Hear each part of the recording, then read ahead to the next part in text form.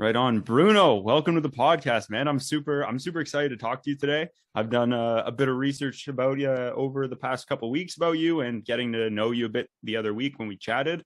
That really set the tone for my level of excitement today. And yeah, man, thank you very much for your time today. So I'm stoked to do this. Appreciate it. Thank you. It's my pleasure to be here, and thank you for reaching out to me and to opening me up to your audience. And I'm looking forward to this conversation. Absolutely. Absolutely. So with that being said, kind of start us off from your transition and like ending of high school to kind of where we are now. And then we'll go back through it full circle. Of course. Yeah. So, this is kind of maybe one of those, those journey that isn't the typical one, but when you kind of find sometimes that there is, you hear a lot about it with college, how people kind of step out of college and then they go on and do great things. Mm-hmm. I think it was just my experience right out of high school.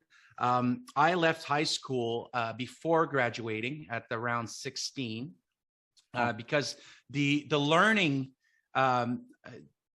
the structure of the learning wasn't designed for, now that we know, neurodivergent like myself, mm-hmm. Who, ADD, back then it was just a troubled kid, right? We're talking about the 80s and the 90s here, 80s for sure.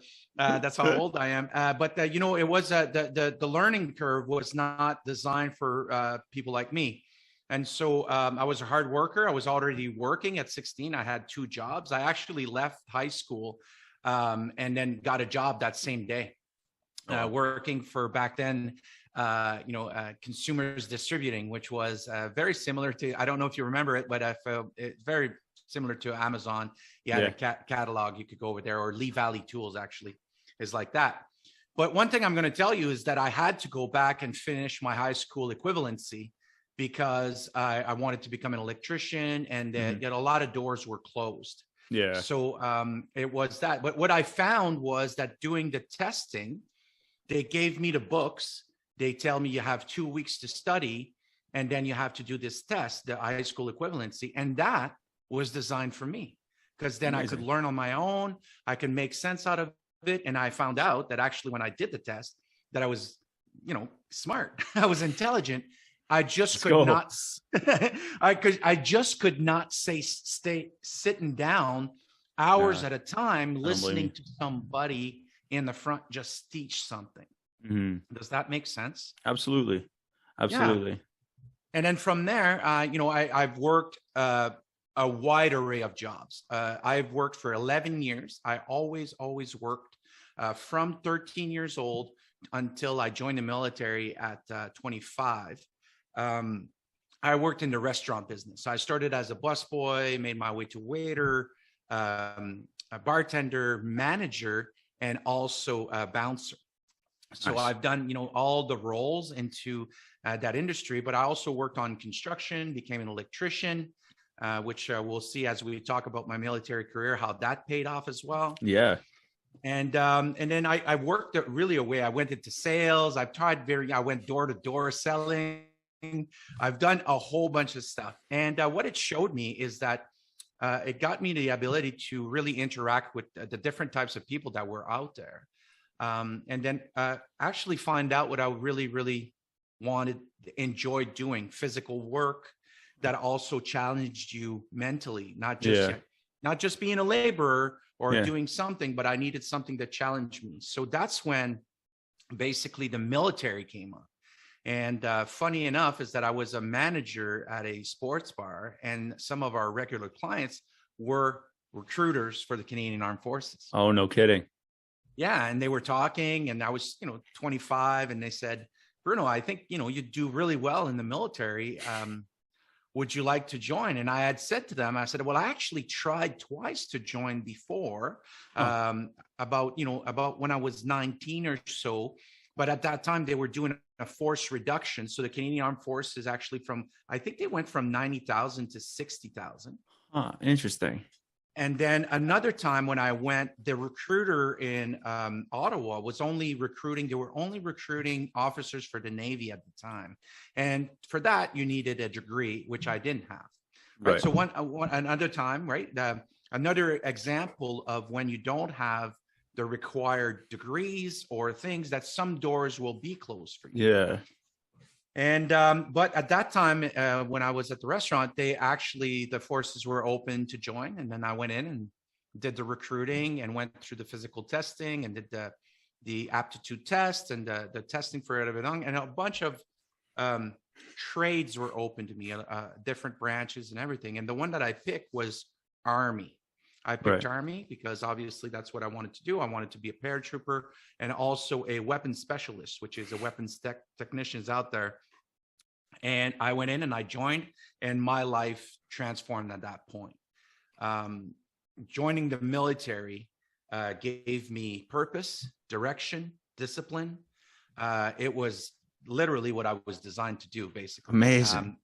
I ate it up every day. I enjoyed basic training. I enjoyed battle school. I enjoyed the trades training. I enjoyed the camaraderie. I enjoyed the way that everything was designed. If you're a young man or young woman and you're looking for direction in your life and you're not too sure, I believe that the military gives you that platform to be able to push yourself in ways you didn't even know that existed. Interesting. Because even in basic training, like I did mine in the fall, and we were in Farnham, Quebec, and it was when they had the freezing rain storms. Oh yeah. And so, but we were out in the field during these times, and so we were wet and cold for miserable 2 weeks. Yeah, sleeping in sleeping in your sleeping bag on the ground. Zero fun. Well, you would think so. A little bit, eh? Like now today, if you ask me at 48 years old if I want to go sleep in the freezing rain, I would say not really. Like, not today, not this time. Yeah. It's because I've done it, right? But the thing is, back then, it showed me that even though we were so many people in the course, that I had an ability to really switch on the mindset and to continue to push through difficult challenge, right? And so the military really showed me how to, who I was basically and what I was capable of.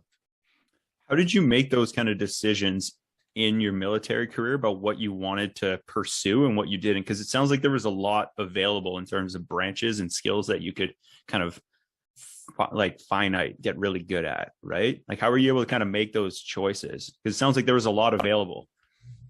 There is. And there is what is very attractive, or what should I say?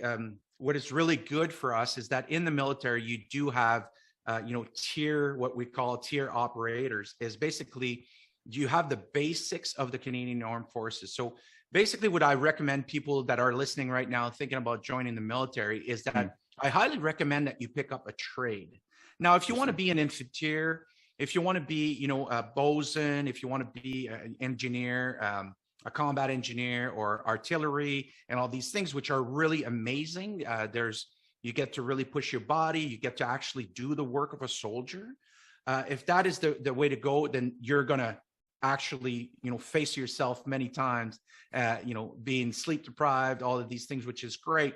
When you pick a trade, you get to do that as well, but you get to qualify yourself and challenge yourself with a trade, whether that be mechanic, weapons tech, radio operator, and it goes on and it goes up. Now they have electronics technicians, they have, intelligence operator, they have a whole bunch of stuff that you can go in and learn a trade and still do the soldiering thing. Right. And what I'm going to tell you is that you need to have a foot in the door. It's like anything else, right? You'll go to university. Let's just say you finish high school, which we're talking about. And then I'm not too sure where to go. Well, you have trade school, or you'll have college, or you'll have university. Right. And then once you get into those doors, you kind of basically, unless you really know what you want to do, you'll pick like a basic general, from my understanding, obviously, you'll pick like a general kind of degree. I'm going to get science and everything. Yeah, that's how she goes. Yeah. And then after you've chosen that, then you have a doors opening of different kind of specializations that you can do. The military provides that as well. So as you go in, you get your trades qualified. Then after that, you can go with human intelligence. You can go with special forces. You can go, interrogation specialists. You can go, there's so many possibilities. You can go for close protection, so bodyguards. You can go for, so many things that are out there. Paratrooper, advanced recognition.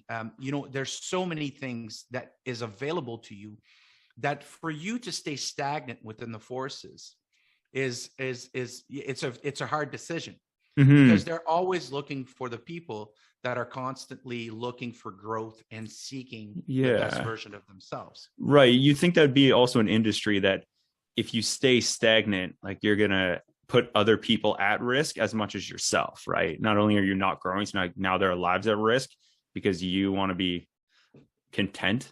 I don't know. It just feels like you need to have a growth mindset in order to be even moderately successful. Yeah, absolutely. I think, Glenn, that you're on the right track here. But once again, I want to bring this in because you just brought it up, is that you do have the go-getters that are out there, but you also have the people that actually know what they want to do. Like, the clerks, the cooks, the logistics, and all the, we need still, like any organization in the world, any corporation, you have the guys, the leaders, the people that are out there trying to better themselves and all these things, but there are also people bettering themselves, but only want to do a certain specialization or a certain trade. Like some people are really amazing at being mechanics, and they are solution finders, and they're really good at what they do. Amazing. We actually need those people, right? Because think about it, Glenn, let's just talk about a corporation. If everybody's somebody that's looking for the next level, you're constantly going to have a revolving door. Yeah, it's a good point. And training's going to happen. And there's nothing wrong with the people. This is what I'm actually really good at. And when I build teams is we're finding up the key foundational people that actually are really good. The good IT techs, the good clerks, the good, communication, marketing people that are actually, that's what they want to do, and they're expert at it. And those are your foundational people. And then you have your salesmen and your leaders and your managers that are looking to grow more and to go out and to try different things. Yeah. That's what a real team is all about. Interesting. So you said you specialized in weapons tech, right? Yeah, in the Army. And then I transferred over to the Navy. Right. When I came back, so I went on my first tour in Afghanistan, Kabul, Roto Zero in 2003, 2004, which was a 7.5-month tour, which was amazing. It was a challenging tour. It was in Kabul. It was relatively safe. We did lose some troops over there. Obviously, it is a war zone. It was where, obviously we've heard of the Afghanistan campaign of Canada. And then when I came back, I was looking for another challenge. And what I did was I had heard on this show called Forbidden Places about clearance divers. Interesting. And clearance divers are the elite divers of the Navy. And it was an unknown trade. Even when you're in the forces, there's things you don't know that we do. And one of them is that I knew that we had combat divers with the combat engineers in the Army. Yeah. And then we had ship steam divers in the Navy. But I had never heard of the clearance diver, which is a very small group, about 120 of them throughout all of Canada. Yeah. And these guys are the expert divers. So they're the expert at dive medicine, welding underwater, bomb disposal, beach clearing. They're like sonar, sub rescue. Jeez. Deep depth, like we're talking about 350 feet, working at bottoms, raising sunken ships, dismantling mine underwater. So there's a lot of work that is being done by these elite divers, and I wanted to be part of that. The only way you could get to even be considered was to be a combat diver from the combat engineers, or to be in the Navy, become a ship steam diver, and then be recommended again to go on selection. Interesting. There was no way for me as a weapons technician in the Army to take a position from an engineer, a combat engineer, to be a combat diver, because that's reserved for their guys. And then, so what happened is that I needed to transfer over to the Navy. So I became a bosun, which is the infantry of the Navy. They drive the small boats. They take care of the small arms, the explosives, everything that the Navy takes care of. And then I went on a tour with them. We went to what was called the West Ploy. So I went to Hawaii, played some war games there with the Pacific Rim countries. Then we went over to Japan, China, Korea, Alaska. It was a really nice tour. The tours between the Navy and the Army are absolutely different. Little different, eh? That is for sure. And then when I came back, the deal was that I would get onto a ship's team diver course, which is a 6-week long course for learning about diving and taking mines off the ship's hull, really kind of conducting inspections of the hull of the ship, cleaning the propellers, kind of changing the domes and everything and all that. And then once you've finished that course and you've mastered your diving, then you can ask to be on the selection, which is a 10-day selection for becoming a clearance diver.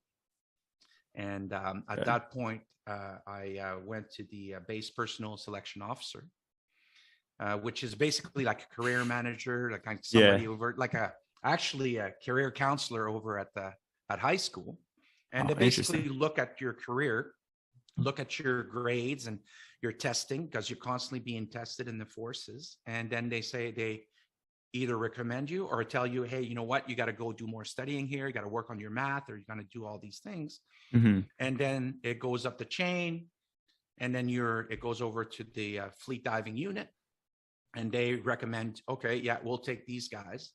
And on my selection that we did, we started 40 and finished 8. So it was 3 officers and 5 non-commissioned officers. So yeah. Wow. Yeah. Strict selection process. It is, right? It's not for the faint at heart. It's for the people that really want to be there. Which is a good thing. And that's when my training started with the clearance divers, and then learning about bomb disposal and learning about doing these things, which led me to become a counter IED operator, which my second tour in Afghanistan is where I went in for another 7 months and dismantled some pretty amazing roadside bombs. Yeah. Yeah, that was something that you mentioned. Adam mentioned, and I came across in articles. And as from an outsider, right, perspective, hearing about that and you saying it laughing, like, yeah, it's pretty crazy stuff. It's like, we can't wrap our heads around that. Because as much as it's like, oh, that sounds really cool, it's like, that's dangerous. Like that's extreme. Like that's as intense as it gets, right? Like that's you're playing with life or death, and it's in your hands, mm-hmm. right? So that's not, like you said, of the faint of heart, for good reason, right?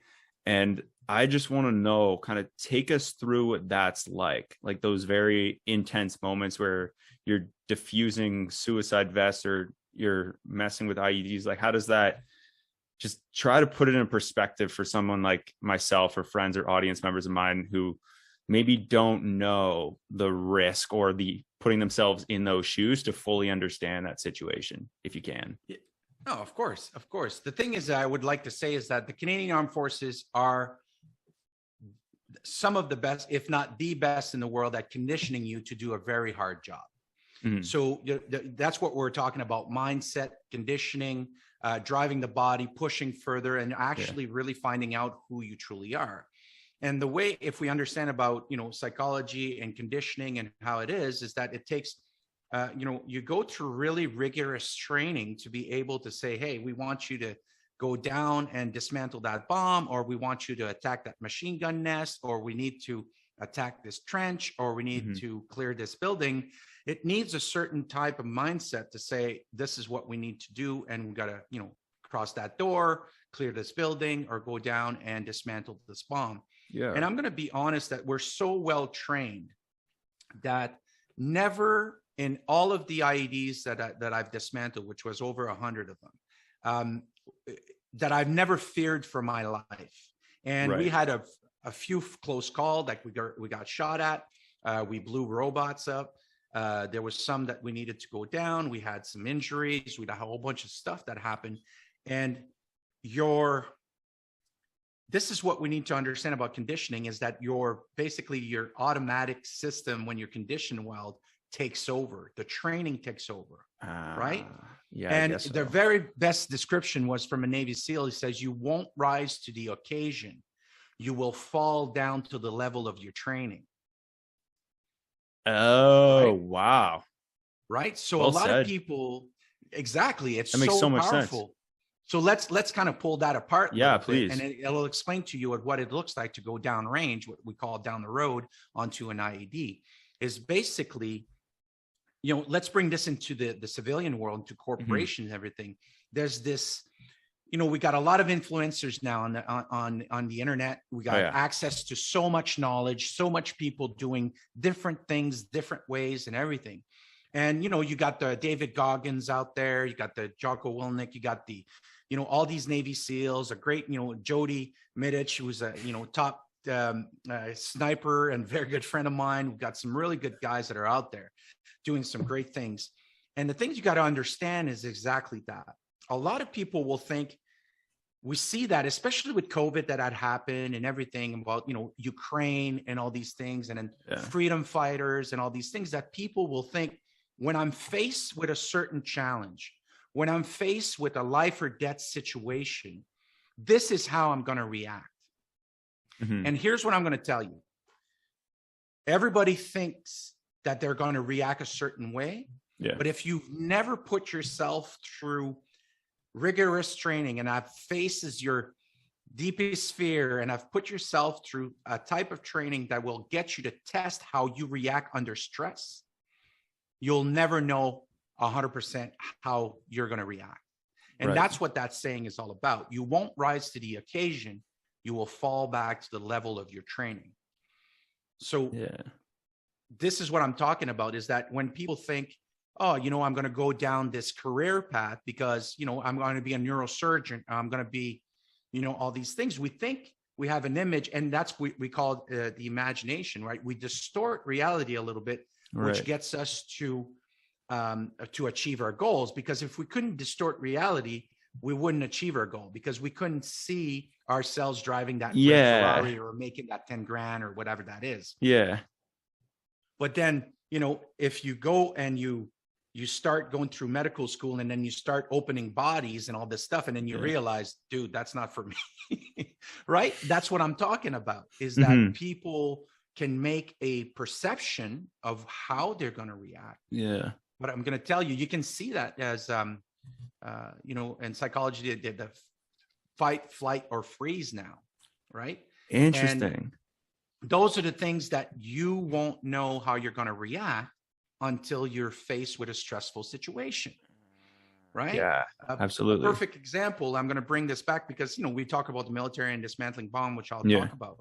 But a perfect example is when I came back of Afghanistan, the second tour, I was driving with my wife at the time, and we came upon, it was at night, and we came upon people flagging us down because we're the first to arrive to the scene of an accident of a car that went down a ravine.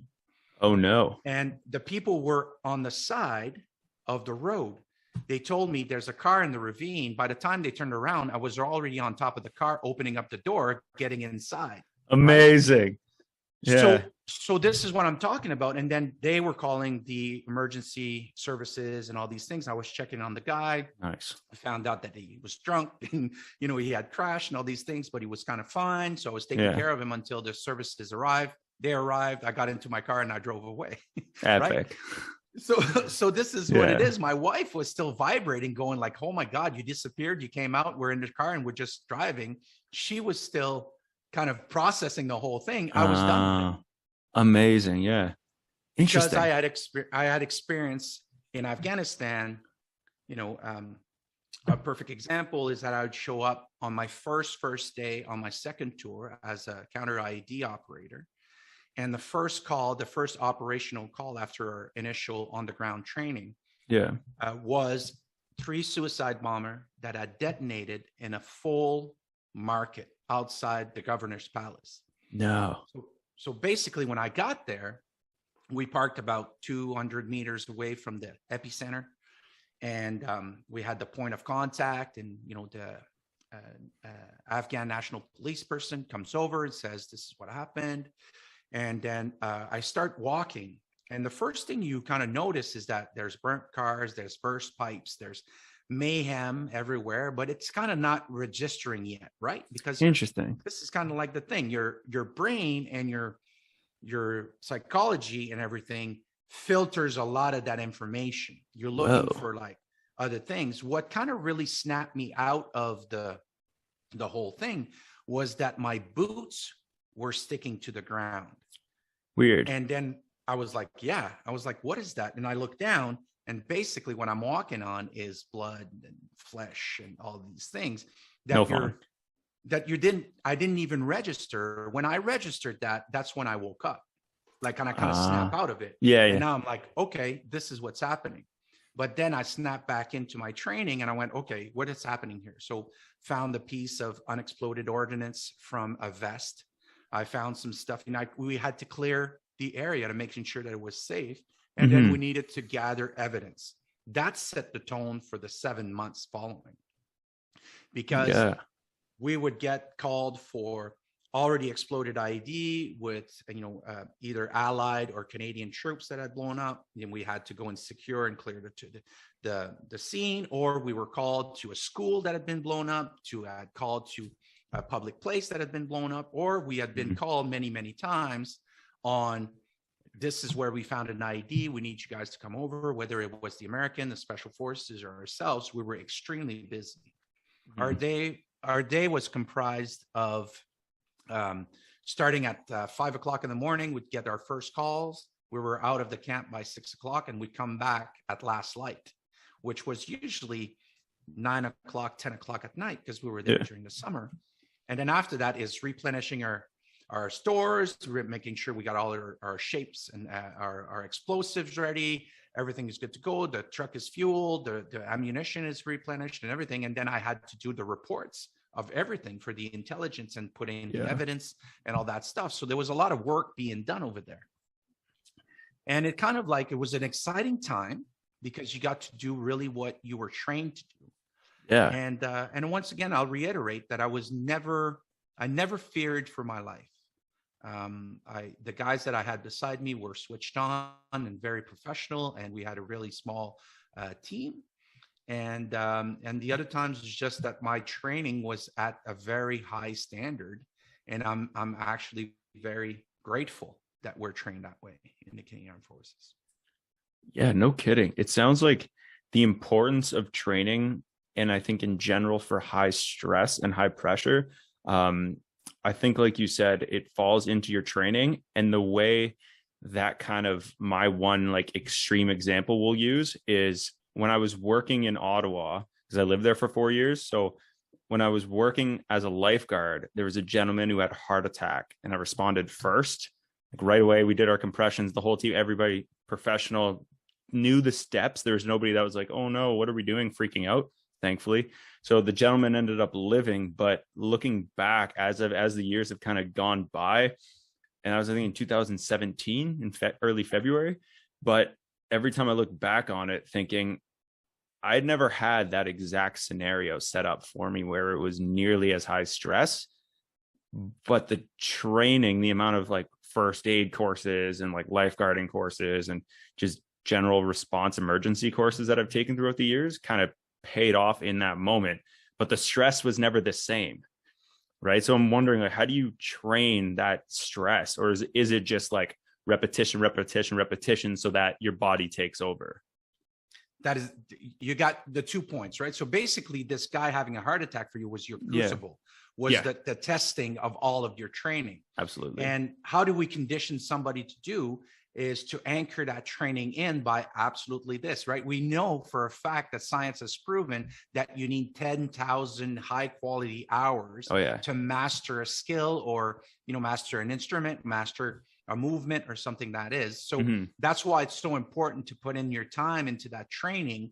And you want to be able to train as close as possible to the real thing, right? So in the military, we use the term that says train like you fight. right? Yeah. So basically we're talking about, now it's getting even more and more real. We have live ammo, right? Live ammo exercise. We have, as you get to a certain level, everything is live. Everything is, we're training with real bullets going through it. We also have simunition, which is these kind of like, it's kind of like airsoft, but it's actually a real bullet with a plastic tip, which has a little bit of powder in it. Yeah. And then it kind of marks, and you got to wear the gear and all that stuff. But then it actually, this is what it would feel like to be shot. And this is what it feels like under actual gunfire. Yeah. And, you know, and we train as much as we can towards the real thing. And that's kind of like as close as you can to being put into a stressful situation. And the military's training, once again, the conditioning that we have is that you go through sleep deprivation. You go through, you know, just eating maybe once a day or going on patrols for hours, and then really pushing that body to find out, you know, what does it mean when David Goggins says, when you think you're done, you're only 40% done? Yeah. It means that this guy has pushed himself when he thought he was done. Right. And then after that, he found out that he wasn't actually done, which is what we realized. And then after that, he pushed further, and that every time he was raising that bar. And I wish that there was opportunities like this in the civilian world, which there are ways that you can push yourself and really face some really challenging times. That's why everybody was always captivated by Survivor or something like that, right? The reality show. Yeah. Right. Exactly. Because then they saw people going without food, having to fight for their food, having to do these challenges that required you to think when you were tired and hungry and all these things. This is what we're talking about, fighting, getting as close as possible to the real thing. And I think it's very, very, just in general for human psychology and the brain, in order to kind of adapt. I think now, as like the years have progressed and we've evolved in like technology and stuff, the world has kind of become way more ergonomic, which a friend of mine used to call it like a way to basically be like lazy, like high-end laziness or something like that. Anyways, that was the way we kind of looked at it, right? Where the world's kind of becoming more and more like opposed to stress, but everybody's getting stressed out a lot easier nowadays. But I find we have way less resources, or it may seem like we have less ways to deal with it, but it seems like everybody's stressed out over little things versus just nobody's calm anymore. Right? Like it seems to me, just from what I'm seeing and like friends of mine and stuff, just how bad little things affect people, right? And kind of just being able to switch it off and control it at least, right? It's tough. And it is tough. And then, you know, here's what we're going to say in psychology, in behavioral psychology, what we talk about is that the human brain, the human behaviors will always look for the path of least resistance. Yeah. It's a given. Listen, I'm going to ask you, if you could make $1 million a year doing nothing, would you do it? Oh, probably. Yeah, absolutely. Of course you would. If you know what, we'll pay you $1 million a year, and I'm making the extremes here. I'm going to $1 million because that means a lot. We're going to pay you $1 million a year if you just stay at home and watch Netflix. I couldn't do it. Do that. Yeah, you and my brain would go nuts. But yeah, this is what mindset comes in. But here, let's take what happened over the last 2 years with COVID. Okay. Right here in Canada, we're like a lot of people were offered when they locked everything down, $2,000 a month. I'm going to tell you, still today, some of those people hasn't gone back to work. No. Oh no, because they found the comfort zone of $2,000. They can live at $2,000 a month, and they can stay home and do those things and all that. And that's not evil. It's not bad. It's just the way that the brain is designed. Now, if you are somebody that has flexed that brain and changed their mindset and are seeking for self-growth, contribution, going out there and being, like you said, like, I can't stay home.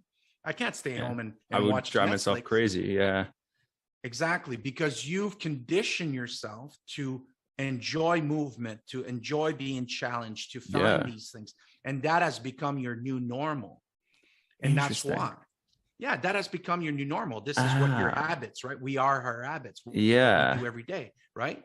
So, there is a quote out there that's it'll come to me, but it's basically how you do anything is how you do everything. Oh yeah. Right. That's it. So if you're right. And then if we take COVID again, now people have been faced with very stressful situation. Yeah. But the difference in what we went through is that it wasn't really a life or death situation. Right. As in, you weren't faced with a big fearful monster or evil person, whatever. It was this kind of like the unknown. And the freeze, flight, or fight can be triggered by just being hopeless and helpless and basically not knowing what you're going to do the next day, which is what the pandemic has created. Right. So people went into this mass hypnosis, this mass formation there that they're talking about, where people, once again, if they let themselves, if they haven't trained their brain to think differently outside the box, will have to, just for security itself, as a human being, as a mammal, right? As an animal, you will go and join a tribe for security, because that's what our brain has been trained for thousands of years for security. That makes sense. So they join either the vaccinated, not vaccinated, the informed, the not informed, and all these things. So when you see people picking sides, just kind of take a step back and look at what they're really looking for is security and certainty, right? Because certainty is a human need. Yeah. And what we have 6 human needs, which is certainty, variety, love and connection, and significance. Then we have growth and contribution, which are needs of the spirit. But let's just take certainty, right? Certainty, it could be achieved in any way. You have the people that the way that they find certainty because of their upbringing and everything is, I'm going to find a job for the government and I'm going to get a paycheck no matter what for 30 years. I'm going to get a pension. I'm going to get benefits. I'm going to get everything. I do not need to go out there and fight for kind of like my paycheck. Yeah. Right. That's looking for certainty. Guys like you and I, we find that the certainty lies in our own hand to go out there and work for ourselves and being able to do all that, because I'm going to speak for myself, but my highest need is variety. I like to have different challenges, meeting different people and all these things. But here's another way that your audience can test themselves is that for certainty, if you want to know, is that we all have these 6 human needs and we're going to achieve them no matter what. Now, the way to flex your brain is to actually put some conscious thoughts in action to achieving these needs under your own decision. So basically is this, Glenn, are you an honest person? I believe so. Yeah. Yeah. If you would have said no, you were still being honest. So if you're an honest person, have you ever told a lie? Oh yeah. Yeah. Ooh. Interesting. So you've told a lie, even though you're an honest person, you've told a lie. Now, at that time, you were looking for certainty. Whether you lied to your boss, whether you lied to your girlfriend, you lied to your parents, or you lied to your teacher, you were looking for certainty. You didn't want to get that bad grade. You didn't want to lose your girlfriend, or you didn't want to disappoint your parents. So you told a lie. And that was you filling a need of certainty. Oh, interesting. Right. So this is what I'm talking about, is that a lot of people are filling their needs on a daily basis automatically with whatever shows up to them. Right. And now is the time to really kind of start paying attention, is how can I fill these needs consciously and, with as much kind of directive as I can, right? So if I need variety, you can get variety by changing jobs all the time, or you can get variety by actually seeking to have different position within an organization or trying new things, right? The thing is that if you really focus on growth and contribution, which is I find that with some of my clients that I work with that are at the age of 40 or 50, a conversation comes up and they say, Bruno, I've done everything. I got the degree, I got the job, I got the house, I got the family, I got the whole thing. On paper, I'm crushing it. But why do I feel like I'm depressed or I feel not so good? Yeah. And basically when we elicit the whole thing, we find that after university or after they've mastered their skill at work, they kind of stop learning and growing. They kind of stop enjoying things, and they're doing a lot of things that they don't like and not enough of the things that they do like. No hobbies, no stuff like that. So their growth need is being filled by other people. Well, now you got to go on this course for a new management system, or we got to go on this thing instead of going on the course of learning Reiki or yoga or whatever that is. Yeah. And then contribution is the secret of living is giving. So you learn new skills and then you just give it away. You just like kind of give it to your people you love, and you take part of your community and everything. Everybody's kind of staying home now. Yeah. And they're not getting their spirit elevated. So that's when it's important to kind of contribute. That makes a lot of sense. Wow. I think it's come down to when I hear that kind of come up in conversation, a lot of people talk about like the old thing of money and happiness. And it's like, that's because you're not donating any of your money, or that's because you're not giving any of it away. And I'm like, oh, interesting. That's cool that it's a psychological thing, that we actually like, it's ingrained in us to do that. That makes a lot of sense why the depression seems to be a lot more in the last couple of years, because we've been very reserved, and it's a lot tougher to go to those ends to meet, just to get people kind of feeling good and contributing. Right? It's a lot harder to do that than it was 5 years ago, but it seems to be getting better. But time will tell for sure with that stuff. Time will tell, and you're absolutely right. So that whether it is money, whether it is your time, whether it is of a skill that you have, contributing to giving, the secret of living is giving, to giving it away without expecting anything in return. That's does something to your soul. It does. And, and I had an issue around money, because I was raised of money don't grow on trees. It's hard to come by and all these things. And I needed to change that mindset as I was going into entrepreneurship. And the best quote that actually kind of switched kind of things around for me was that I want to be so financially abundant that God chooses my pockets to bless others. Wow. Right? Well said. So then it's not about just being rich. It's about actually God uses my pockets to bless others. So once again, it's about this contribution. Whoa. So now that I'm just a filter for that abundance to help the people that are struggling or have a hard time. Jeez. So how do you manage to balance the variety that you need? If that makes sense. To balance the variety that you need, of course. Epic. Because variety can show up into your relationships, it can show up into your work. All of them are relationships, by the way. So it's very good to use that, because it's a relationship with your work. It's a relationship with your family. It's a relationship with, a lot of people kind of like juggle hobbies. They kind of like these, some people love to travel, all these things. The important thing is to actually be conscious of them and kind of recognizing behaviors and patterns that you have. Starts right there. Right. So the first thing is to recognize the behavior, then to stop the behavior, and then to implant a new behavior. Right. Because if you don't exchange something for something, it's not going to happen. And here's what I'm going to tell you, whether that any behavior, and that's from neuro-linguistic programming, is that behind every single behavior, there's a positive intention. Right. And you can test that. A lot of people have come back to me and says, oh, what about smoking? Okay, right. That's not a good behavior, Bruno. I says, you're absolutely right. Now we know that smoking is not healthy for you and everything, but here's what it does. If you ask a smoker and you actually break it down, the first thing they do, they take time for themselves away from their desk or whatever that is. That's the first thing.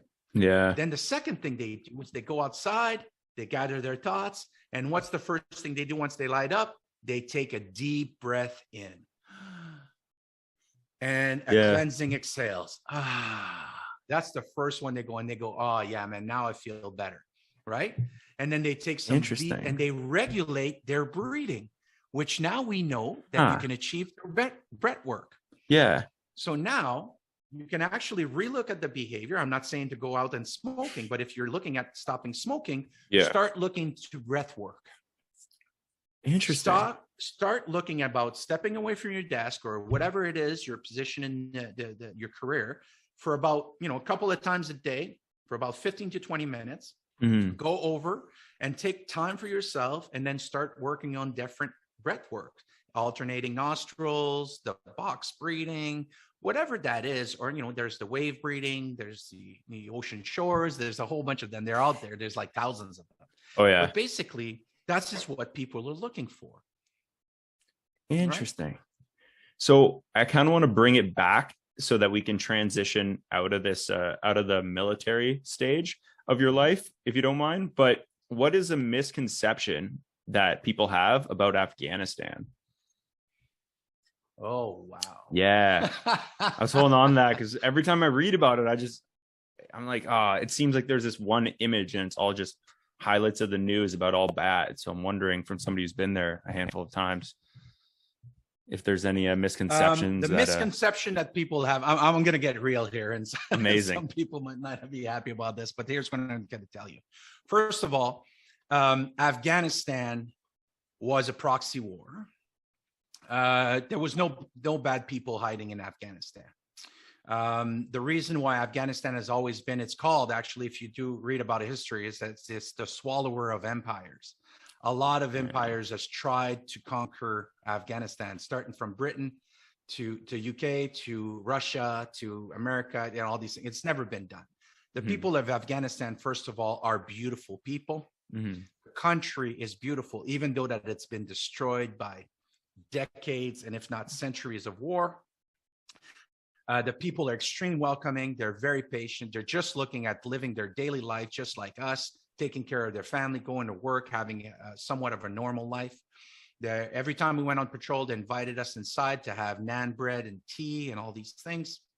Wow. And basically, like anything else, whether now that I'm out in the military, I've done my healing and my spiritual journey, is understanding that these wars are created by other elites, and they just don't want to fight in their own country. They just go over there. And unfortunately, Afghanistan has a lot of resources, whether that be the cadmium down in the north, the minerals that they have, the heroin trade. There's a lot of poppy over there that comes from there. Isn't that when the Taliban Taliban got in? I'm going to tell you this. Yeah. Sorry. Oh, okay. We're good. We're back. Okay. Yeah. So when actually in the 90s, I believe, when the Taliban took over the power, they started destroying all the poppy fields. And they're the biggest producers of poppies, of heroin in the world. And basically it kind of set the whole entire drug world upside down, and which actually a lot of countries' system operates on the fight against war, and then these system got upside down. So I'm going to tell you that is also a cause of sending troops over there, because once they sent troops over there, that market kind of reinvigorated. Even though they were saying we were destroying some of the poppy fields over there, I'm going to tell you that was also a case. There's a lot of resources in Afghanistan. So the misconception is that there was bad people over there, that this country is not a good country, and that's not true. That is the misconception. It's one of those ones that the videos that I see it all seems bad, but the one or two or the stories that I hear from people who've been there, like, it's, well, in this case, you, right? It's just incredible, and it makes you want to like visit it, but at the same time, I don't think it's a tourist destination. At the same time, not at this moment, no. But I highly recommend your audience to do some research, historical research on Afghanistan. And in the 60s and 70s, they were top leading in fashion. They were on the Silk Road, right? If you go, there's a big stadium with the Olympic rings. They were actually going to bid for the Olympics. The minute that all that started going aside was when they banished the Shah. And they got rid of their royalty and all this thing. And then it started to take a dump because Russia wanted to run a pipeline through it. They wanted to get some of the resource. The Americans started saying, no, we don't want you to have that. And this Cold War business. And it destroyed Afghanistan. It was a beautiful country. It's a beautiful country. Yeah. That's really cool. That's good to know that it's kind of, now's not a good time maybe to visit, but that it is something worth seeing. So taking us kind of through the transition then, what was your process like leaving the military into the business world and becoming an entrepreneur? Like, what was that like? Wow. Yeah. So basically, the decision to leave the military was made for me. When I came back from my second tour, not long after that, maybe 6 months after that, I started exhibiting symptoms of post-traumatic stress disorder. Because here's what I'm going to tell you: nothing we did over there was normal. Yeah. So and then your body and your brain and your psyche and your soul go like, what we saw was not normal. We need to be able to process this. And that's when post-traumatic stress starts showing up, and anxiety and depression and nightmares and the everything starts to play games on you, and you start to realize that things are not okay. So I reached out to the medical system of the military. They took extremely good care of me, and then they diagnosed me with post-traumatic stress disorder. And at that moment, if you were no longer deployable, you were no longer employable. So they would release you from the Canadian Armed Forces. So I did release. It was a very, very hard transitioning. Yeah. Just a simple fact of I was injured.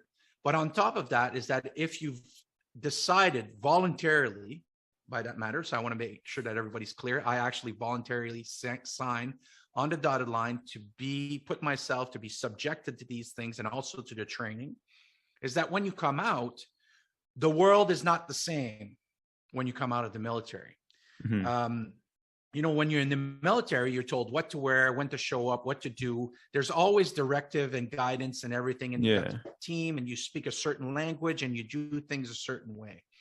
When you come out of the military, you come into this world of everybody's doing their thing. And, even though you work on teams, there's, everybody's kind of an individual on that team.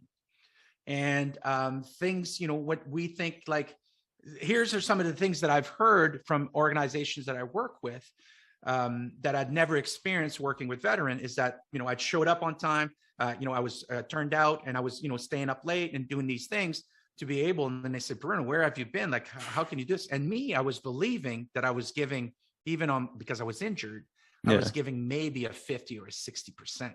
And they were like, oh my God, like you're 150%. You're like all these things. It's just a different mindset. And also understanding that the language is different. The way that we see things is different. When I opened my first business, like before I opened my gym, I applied for the police force. And when you're through the application, the whole thing, you actually have to go on ride-alongs and go for interviews and do these things. And I would show up 20 minutes early. And I would show up to the front desk and I'd say, hey, I'm here for the ride-along. And the guys and ladies would go, yeah, but that's not until 6. You're here 20 minutes early. To me, in the military, we have a saying that if you're not there 15 minutes early, you're late. Right? So I was shocked by them saying they didn't know what to do with me, because usually people either show up on time or late. Yeah. And I noticed that in my business, when I was a trainer, that, people had an appointment at 2:00, 3:00, 4:00, 5:00. They'd show up at 4:15 and they'd be okay. I used to take that so hard. Yeah, I bet. Because it was, I actually at that time took it as a disrespect. You're not respecting my time. Yeah, even though it was their time. Yeah. Right. So, and then I noticed to slowly adjust with the flow of how I'm not saying that everybody's like that. Obviously, there are some people that are really on time and everything, but I found that there is this ease of flow through the corporate industry of people showing up at meetings whenever, kind of like coming on, and it's kind of like this flow, which in the tech world you'll see they're just really concerned about the output. Like if we say that you're going to be there, and this is what your part is, and then as long as that shows up on the deadline, we're good to go. And then people are kind of like, so I had to adjust for that. I had to adjust with the fact of, when am I going to wear? For 15 years, I wore a uniform. And then on the weekends, I'd wear just like workout clothes or whatever. Right. Yeah. And now, when my gym kind of career was done after 5 years, I started becoming a speaker and a coach. And I train as an executive coach, and I train as a neurolinguistic practitioner, master practitioner. And I followed, the Gary Vaynerchuks and the Tony Robbins, and I went and worked and did some stuff with them and all these things. And then I kind of started understanding where my skills of the military, the structure, the disciplines, the drive, and all these things would kind of join up with the corporate world. And that kind of got me to really enjoy building teams. Like at Lululemon, when somebody hires an ex-soldier to go and, and train people that are usually, in the loving and hugging trees and, doing yoga and meditating and all these things. I actually did awesome with them, because I understood where they were coming from. And then what I was bringing in was a little bit more structure and understanding about the drive and the purpose that they had, right? You're not just somebody that works at Lululemon that sells yoga pants. You actually have a role to play within the organization. So it was really, really kind of like a challenging transition. Not only did I have to heal myself from the post-traumatic stress, but also to find my place within this world, which was very challenging. And as we know, if we seek growth and contribution, then that kind of pays off. Now, I can imagine this was after you got out of the military, correct? But the North Pole expedition. Mm-hmm. Tell me about that. Where does that fit in? That was post-military career, correct? That is post-military career. They were taking 12 ill and injured soldiers to the Northern Circle, to the North Pole, the 1996 magnetic North Pole, which is in Canada. Yeah. Jeez. Yeah. So they took that. So that showed up in April, May. Actually, this is what it is, 2014. So it's been 12 years. Oh, wow. And basically somebody that I had met, a retired general, Michel Maisonneuve, I had met through, doing some talks and helping veterans around and all these things. And he says, Bruno, we're looking for veterans to go to the North Pole. Would you like to go? And I had just finished reading a book by Sir Richard Branson. And in there it says, if opportunity shows up, say yes and figure out how to do it later. Amazing. And so I said yes on the spot. And I had just been I only had opened my gym. Like, I didn't have staff. I didn't have anything. It's a brand new gym. And I was like, how am I going to make this happen? Mm-hmm. And this is what I really want to emphasize, is that if you really want something and the opportunity shows up and you said yes, people will show up to help you if it's meant to be for you. And the community rose up. My people that, were my clients and everything, will say, we'll open the gym. The person that I was renting the space, my friend Stacy, she says, you know what, we'll use my coaches to coach your class if you give us the training. Nice. All these things kind of like lined up. And then I went to the North Pole, and basically that was an incredible experience. Going to the North Pole is a beautiful thing. First of all, if you ever have a chance to go to the north of Canada, it's pristine. It's beautiful. It's there's no pollution. There's no noise. It's like a noise vacuum. The only thing you hear is the cracking of the snow and your own breath. Wow. As you're walking, because there's no cars, there's no plane, there's no trees, there's no nothing. There's no infrastructure, right? And jeez. Yeah. And if people want to see it, it was filmed and they made a documentary. It's called March to the Pole, and it's on YouTube. and they can see this, and then you can see me in there crying and losing my shit, but that's all right. And it was a life-changing experience, and that's when I started meeting business leaders, because those business leaders are the ones that kind of raised the funds and kind of went with True Patriot Love Foundation to make sure that they could bring those veterans, all of us, to the North Pole and experience that. So it's pretty amazing expedition. I learned a lot, and that's when I started taking on the executive coaching and understanding about how the corporate world works. So it was really eye-opening for these things. What do you have any advice or that you give maybe, or advice in general for veterans in that position, kind of post-military, leaving, aren't sure? What's the best advice to break into the corporate world? It could be for veterans or anybody really. Yeah, you know what? This is the advice that I give for anybody that wants to kind of like really become conscious about operating in this reality, in this world. And it's because you can either be at cause or at effect. What do I mean by that? You can either have life happen to you, or you can make life happen for you. Which one do you want, right? So what's the difference? When life happens to you, you basically, you say, okay, your parents say, hey, you should go and become an architect. So you go to school and you become an architect, and then somebody comes up and says, you just finished, so we'll give you a job. And then they go into the job, and basically things kind of fall onto them. And, and then, this happens with them, and the cars, they're not really at cause. Right. So basically, now making life happen for you is that at every step of the way, you're making a decision into the direction that you want to go. And I'm going to say the 3 questions that I ask in any situation. And they're very simple questions, yet if you actually go in depth with them, you'll find that they're very, very powerful. Okay. And the first one is, what do you want? Yeah, simple, but like there's a lot more to it. Yeah. Right? Yeah. A perfect example of staying at the surface of this was what do you want? I just want to be happy. Well, happy is subjective.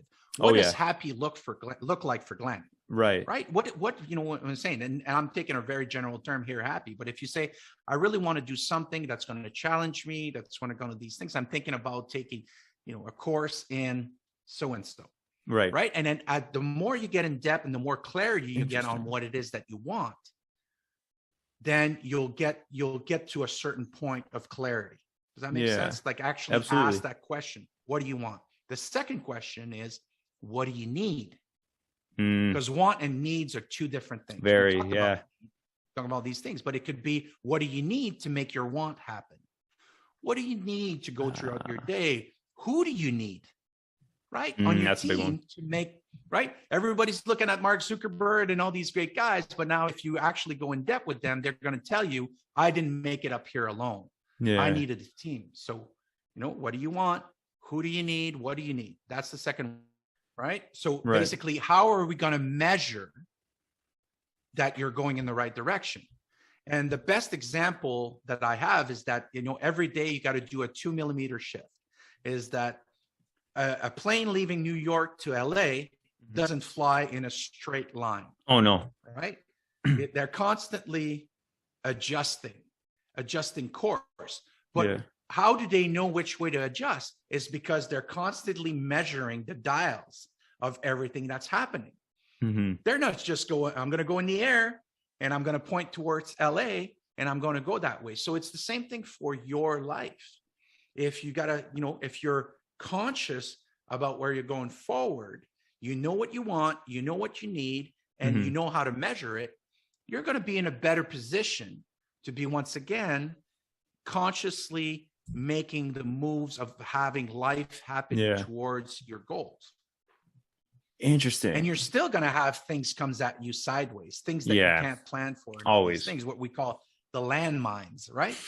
And then, so how do you, this is when we go back to the training, right? You're going to fall back to the level of your training. And if you're conscious all the time and you're aware of your abilities and your skill, then you can sidestep some stuff and you can react to somebody throwing you a curveball.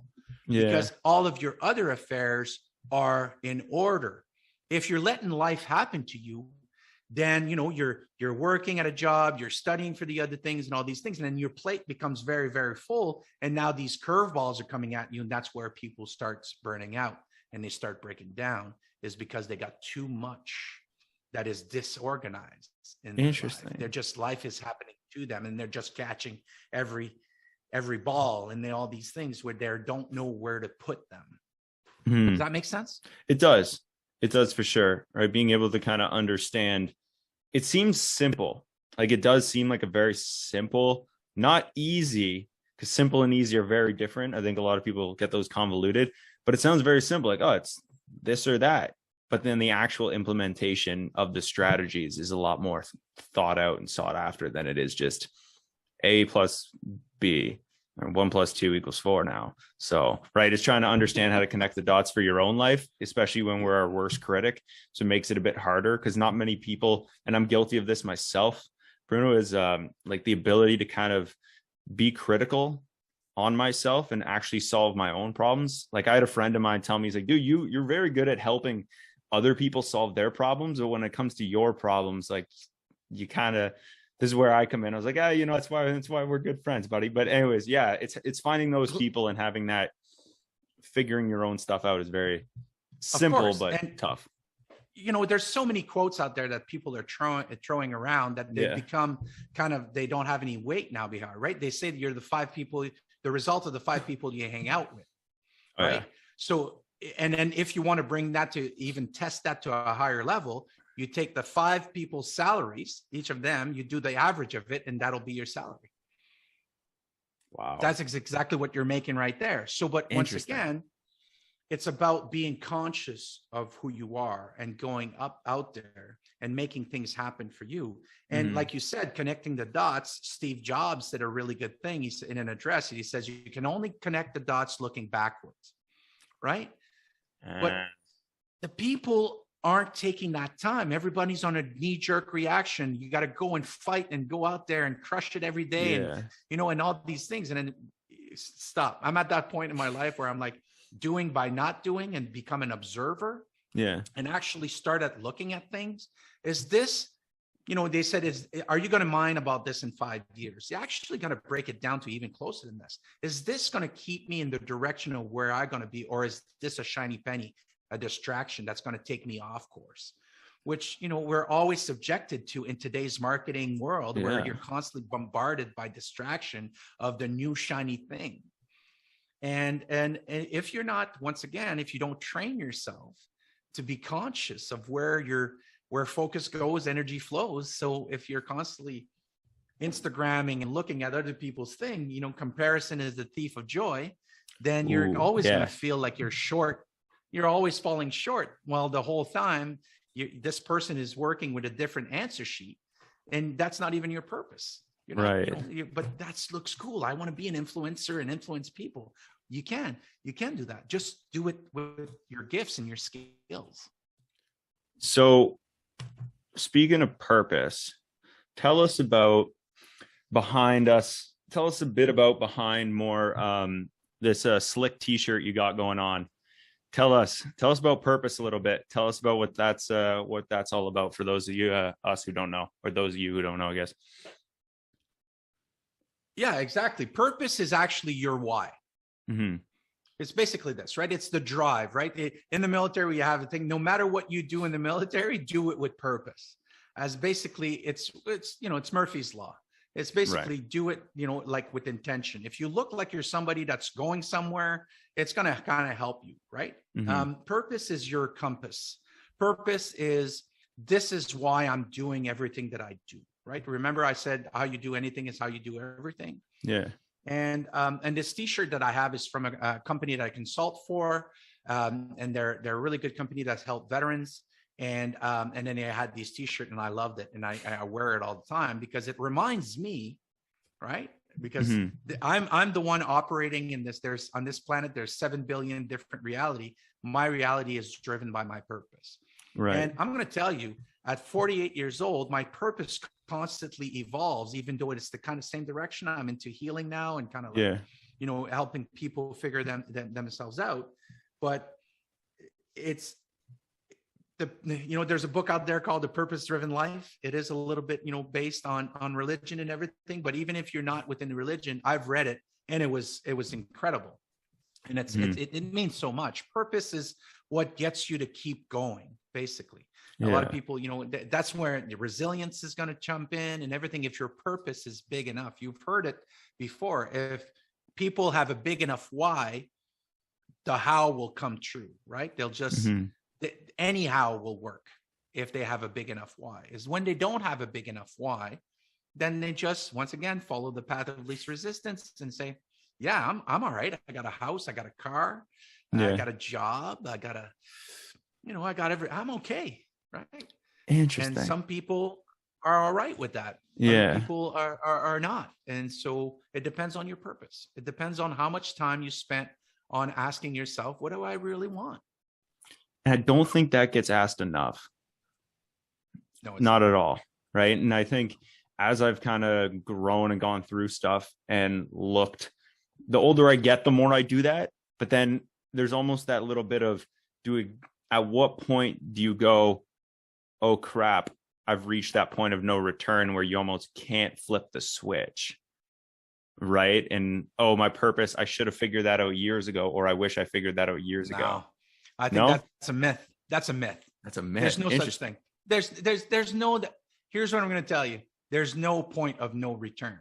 Unless you obviously have a terminal illness or something like that. And even now with that, there's alternative medicines are coming in, right? And people are kind of waking up. But the thing is that there's no such thing. There's tons of stories out there of people that have found their purpose at 40, 50, 60, 70 years old and actually put that into action. There's tons. A simple search will get you to find people that, and that's what it is. There's no such thing as a point of no return. This is what actually creates so much illness and depression and suicide, unfortunately. If we're going to be real about here, is then when people think they have zero purpose, so they can't, everything's too far gone. I'm going to tell you, that is an absolute lie.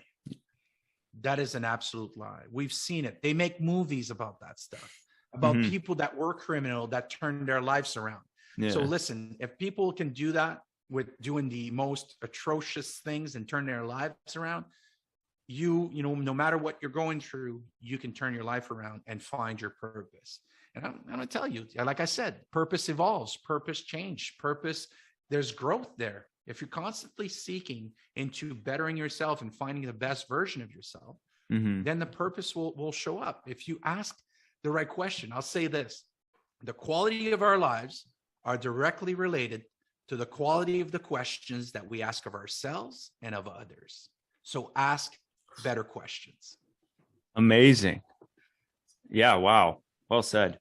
And I don't, like I said, I don't think that's done enough. And that could be like just a nature of not so much the group of people I hang out with, because I think they're pretty good, but I think in general of people my age, girls in their 20 somethings, and mainly a bit of the audience as well. That's kind of what I feel the struggle is, right? And it's finding that purpose, being able to ask those questions, because it boils down to, how do you find it? How do you discover it? Right. And listen, at 20, 30 years old, I wasn't asking those questions. It's something that you basically need to fall on your face, eat a little bit of dirt, and then you go, wait a minute. These challenges are kind of getting tough. Why is that? Well, it's because I was letting life happen to me and everything. And when we talk about hanging out with the 5 people, don't get me wrong. You have different circles, people that you're just buddies with, and then you have a good time. That's important. You can't always be going out there and meeting alpha mentality people that are constantly crushing it. Like, this is just, it's not sustainable. What I'm talking about is be conscious of who you're giving your energy to. And is there, when you're in your group, are you, The Rock says it, if you're the smartest, strongest person in the room, you're in the wrong room. Interesting. Right? Yeah. But once again, it depends on what it is that you're doing, who you are, and all these things. I have groups where, I am a coach. I was a fitness coach, but now I'm an executive coach. I'm a catalyst coach. I am a healer. I help people. So in certain group, I am the leader. Right. But then I also get and seek groups that are that I'm not. I'm actually the follower, because I want to learn what they're doing. I want to improve. I want to grow, and I want to be with the best. So you can have different kind of circles. It's just that sometimes I'll take the veterans. Sometimes the veterans hang out with other veterans, and they're all injured, and they're all in kind of the same mindset. Yeah. And, being disappointed by the government or Veterans Affairs, or their lives are falling apart. And nobody in there is taking charge of saying, well, we've got to find a way to get better. So they just go to Tim Hortons, have coffees every day, and complain and bitch about everything that's not working. Yeah. I broke off from there, and I went to Tony Robbins, and I flew around the world with them, and I went to seminars, and I met other people that were seeking betterment. They were seeking better versions of themselves and everything. And then I came back to the veteran world and started implementing that in the veteran world. And then I got away, and I went and got my master practitioner in neurolinguistic programming. Then I came back.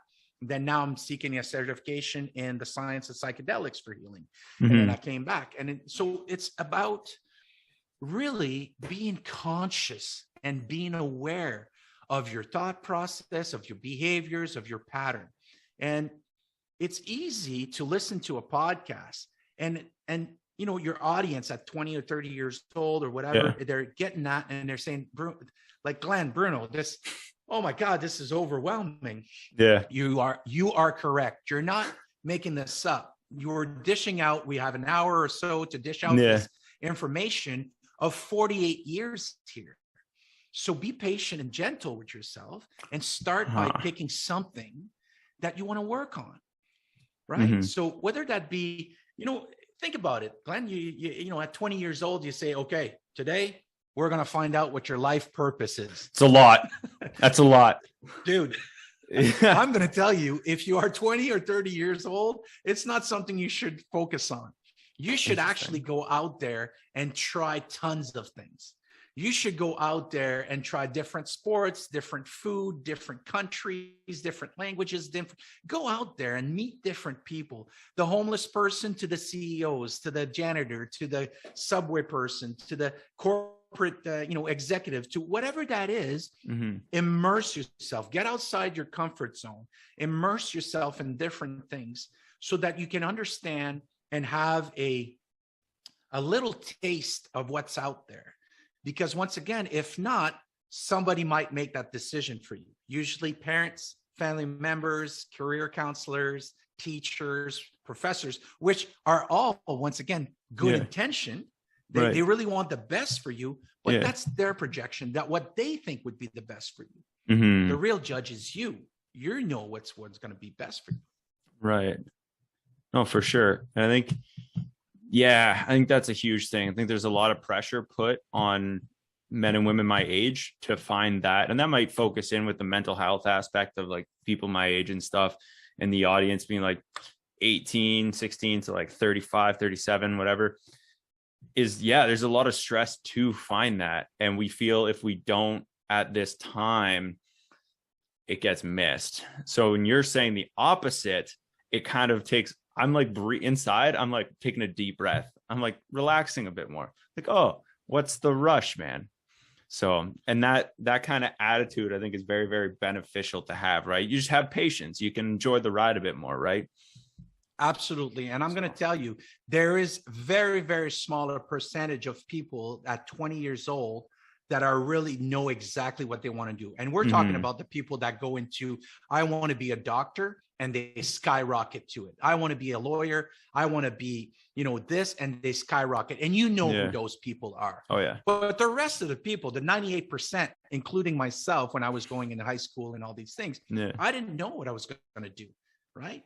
I didn't know. And you're out there to experience and love life and all these things.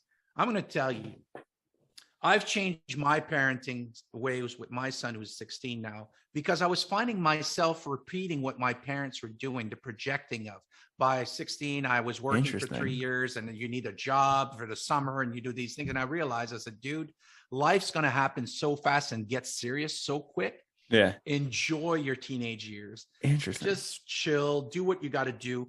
Go out there, take courses and everything. Now, remember, behind every behavior, there's a positive intention. So your parents are going to say, hey, man, you should go you should go to university. You should go these things. And they're well-intentioned. Let me tell you a little story about a CEO who's going to be he's about to be probably close to being a billionaire. So he's a millionaire, young guy, he's 50 now, and all these things. And we're friends, and we were having a discussion over breakfast. And I could feel that something was off because he wasn't really focused. He was kind of somewhere else. And I asked him, I said, hey, what's going on?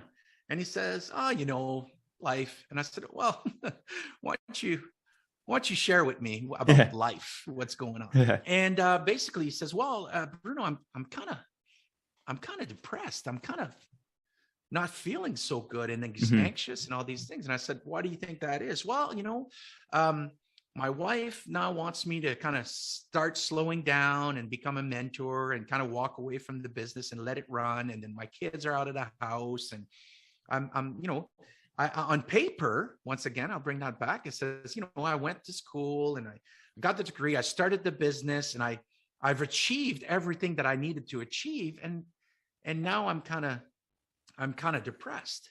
Mm-hmm. And I was like, oh, wow. Why do you think that you're depressed? And he says, and this is what I want you to pay attention to, language. Mm-hmm. He said, well, I've done everything everybody told me what to do. Like I've done everything I was told to do to achieve success and everything. Yeah. But I'm just depressed. Huh. And I'm like, say that again. I've done everything I was told to do, and now I'm depressed. And I was like, is that what you wanted to do? And then he sat back in his chair. He goes, what? I said, they didn't lead you wrong. You're a multimillionaire. You're actually, according to this world, you're very successful. It's working out for you. It's working out for you. So they didn't steer you wrong. But let me ask you a question and take the time to answer it. Is that what you wanted to do? Mm-hmm. And he answered, no, it's not. Dude. So it's an intense coffee. Realized at that time, even though that it was, me kind of coaching and everything. Yeah. I realized at that time, I said, how much of my life is projection from my family, teachers, people that are well-intentioned, that is not even mine. Yeah. So once again, to your audience, start asking the right questions to yourself. Yeah. What is it that I really want to do in life? And if you don't know, that's okay. That's actually a right spot to be at, because the world is your oyster. Yeah. Just allows you more options, more things to do. Jeez. And it will elevate the stress of, I got to find a career. I got to get a degree. I got to listen, go travel, which is what I love about the young generation. Mm-hmm. Right. I was having discussions before COVID with CEOs that saying these kids, they want to travel and not work and all these things. And I'm like, yeah, because they're realizing that who wants to work for a corporation for 30 years in a cubicle from 9 to 5? Yeah. Brutal. And then get only like 5 to 10 years to enjoy what you've built. They want to enjoy it now. And COVID has pushed that right up to the front, that now people want to work virtually and they don't want to go to that. Right. But what's missing is, I think there should be this hybrid world, because you still need the social connection at work. Because now if your only interaction is opening up a Zoom screen, you're not exchanging that energy. You're not doing the small talk. It's all business. Yeah. And it's important within your day. That's scientifically been proven that you need that social interaction with people. Yeah, hey, huge. Mary, how are the kids? Hey, Bob, what did you do on the weekend? Yeah, it's water cooler talk, but that makes the socialization, that significance, that love and connection, those two needs. Remember, that's what fills those up. Interesting, man. Wow. Do you have a favorite kind of career moment from coaching so far and being a consultant? Do you have one that's so far that's kind of like your top favorite moment? Steps out. My favorite one was definitely Lululemon. working with that team, I've learned a lot about myself. I've learned about them. They actually crushed it. It was amazing. Then you know what? I really enjoy working with teams, with the people on the front line and all these things. These are more getting down in the trenches, let's just say. I really enjoy this. And here's what I'm going to tell you. I actually enjoy all the moments where actually, as I'm coaching, as we're serving them, I learn about myself on a deeper level. This is the beauty of it, is that any coach that's out there, any coach that's worth their weight is going to tell you that the beauty of coaching, executive coaching, or every type of coaching that's out there, is that you're actually contributing and you're giving and you're growing and everything, but you're also learning so much about yourself by interacting with other people, because the people you interact with in your life are basically holding a mirror. Yeah. This is what it is. They're holding a mirror, and what you don't like in somebody else, it's something you don't like in yourself. What you like in somebody else is actually something you like about yourself. We're going deep into psychology here. Yeah. Wow. And so, and also, if people are out there looking for coaches, one of the first question, if not the first question, or some of the most important question, would be to ask your coach if they have a coach. Ooh. Okay. I'm giving you a little tidbit of a secret here. If your coach says, "Oh, no, I don't have a coach," it might not be the best coach, because that means that they're selling you a product that they're not using themselves. So I have a coach. I've had always a coach. Yeah. And the coaches change because they're working on different areas of your life. Could be a business coach, could be intuitive coach, could be a performance coach, could be a catalyst coach or healing coach, whatever that is, a relationship coach, or, or something like that. But once again, ask better questions. Yeah, no kidding. So as we kind of wrap up, do you have a final message or piece of advice or strategy that you'd like to share with the audience? Wow. I have so many, but for your audience, I think, you know what, the best one at where I am today in my life is one is really spend some time with yourself. We're constantly distracted with our phone, with Netflix, with music, with whatever everybody else is doing, because we were programmed to think we're going to miss out. And I found lately, this is the journey that I've been on, I found so much more about the world that we live in, the behaviors, patterns, and quality of humanity by spending time with myself. It was also the most challenging thing I've ever done. Wow. Spending time with yourself and really having these discussions. And once you have these discussions with yourself about, what's important to you, what are all these things? And once again, the audience is listening to this. This should be a little bit overwhelming. Just start spending some time with yourself. And actually, you're going to find out that there's things that are going to come up, and observe those without judgment, and start kind of being gentle with yourself and because as a coach, somebody would come up with some problems that I was facing, and I was gentle with them, and I would ask the right question, and I would guide them and get them to elicit what their needs and how they would resolve that issue, let's just say. But then I would have the same issue, and I would be very harsh with myself. Come on, man, you know better. And I would like this narrative that goes on into our head that we think is coming from somewhere else, or it's not us. And then when you do kind of start turning the volume down, you're going to see, oh my God, I have multiple personalities. I do. And it's not a bad thing. A lot of people say, oh, if you in the DSM-5 for psychology and all that, they say this person suffers from multiple personality. Let me let you in on a secret. We all do. Right? Yeah. Let me prove it to you. Man, sure. I'm going to prove it. We can close it at there. I said, are you the same person you are on your podcast that you are with your brother, sister, or your family? Probably not. No. Are you the same person that you are with me, that you are with your close friends?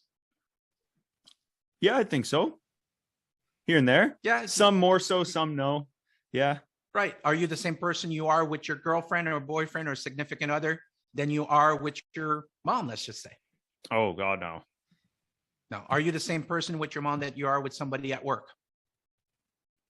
No. These are all personalities you've created to be able to fit the world that's outside your door. Wow. That's the mask we wear. That's intense. Right? Jeez, that's profound. Wow. So the secret is to live in authenticity, to show up as who you truly are, and for the world to accept that. But what has been going on through generation is that you needed to fit the world that's outside your door.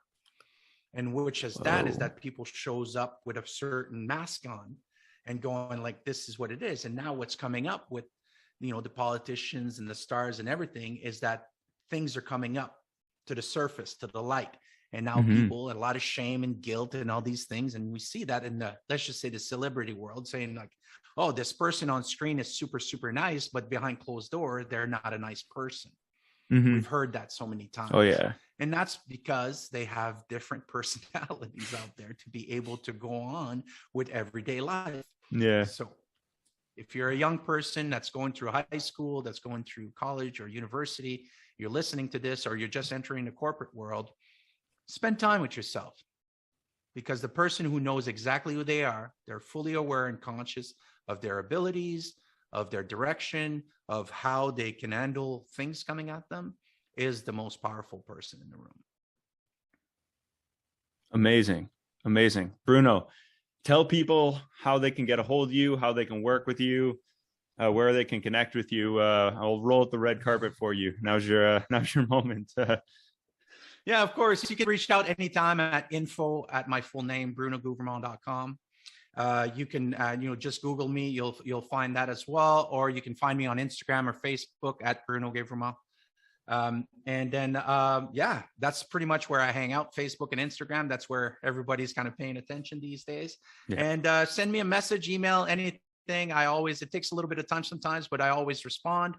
And if you're stuck somewhere, just send me an email. We'll get that unstuck or whatever now this, but basically be gentle with yourself, spend time with yourself, be loving, caring, compassionate.